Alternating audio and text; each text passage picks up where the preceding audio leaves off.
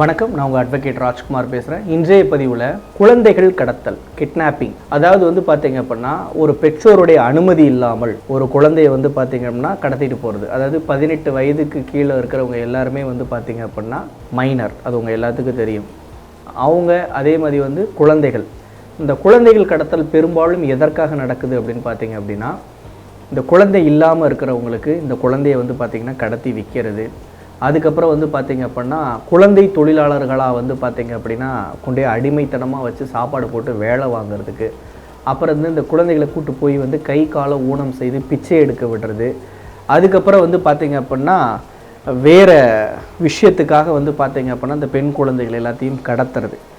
இந்த கிட்னாப்பிங் பூரா இந்த பிஎன்எஸ் அதில் பார்த்தீங்கன்னா செக்ஷன் 136, 137, 138, 139 இந்த செக்ஷன்ஸில் பூரா வரும். முதல்ல இது இந்த கடத்தல், அதுக்கப்புறம் பார்த்தீங்க அப்படின்னா அவங்களுடைய சுதந்திரத்தை பூராத்தையும் பறிக்கிறது, இந்த சதித்திட்டம் தீட்டுதல், இது போன்ற பிரச்சனைகள் எல்லாம் இதுக்குள்ளே வரும்.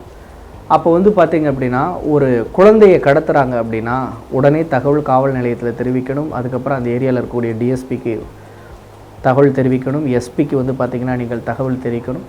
அதுக்கப்புறம் மாவட்ட குழந்தைகள் பாதுகாப்பு வாரியம்னு ஒன்று இருக்கும், அவங்களுக்கு நீங்கள் பார்த்தீங்க அப்படின்னா தகவல் தெரிவிக்கணும். 24 ஹவர்ஸ் பார்த்தீங்க அப்படின்னா அந்த குழந்தைகள் விஷயத்தை பராமரிக்கிற விஷயத்தை பற்றி பார்த்தீங்க அப்படின்னா 1098 அப்படின்னு ஒரு லேண்ட்லைன் நம்பர் இருக்கும். அந்த நம்பருக்கு நீங்கள் ஃபோன் பண்ணி கேட்டுக்கலாம். முதல்ல இப்போ இந்த மாதிரியான குழந்தை கடத்தல்களில் ஈடுபடுறவங்க, கிட்னாப்பிங் ஈடுபடுறவங்களுக்கு என்ன மாதிரியான தண்டனைன்னு கேட்டிங்கன்னா 7 வருடம் பார்த்திங்கன்னா கடுங்காவல் தண்டனை, அதுக்கப்புறம் பார்த்திங்க அப்படின்னா அதோட அபதாரம் சேர்த்து விதிக்கப்படும். இந்த குழந்தை கடத்துதல் அப்படின்றது மிக ஒரு மோசமான செயல். பெற்றோருடைய அனுமதி இல்லாமல், ஒன்று தாய் இல்லை தகப்பன், இவங்களுடைய அனுமதி இல்லாமல் ஒரு குழந்தையை பார்த்திங்கன்னா அவங்களுக்கு தெரியாமல் வெளியில் கூட்டு போகிறது, செய்கிறது, இது பண்ணுறது, இது பாருங்க விஷயங்கள் எல்லாமே கடத்தல் செயலில் ஈடுபடுவதற்கு சமமாகும். மீண்டும் ஒரு நல்லதொரு பதிவில் உங்களை சந்திக்கும் வரை உங்களிடம் விடைபெறுவது அட்வொகேட் ராஜ்குமார்.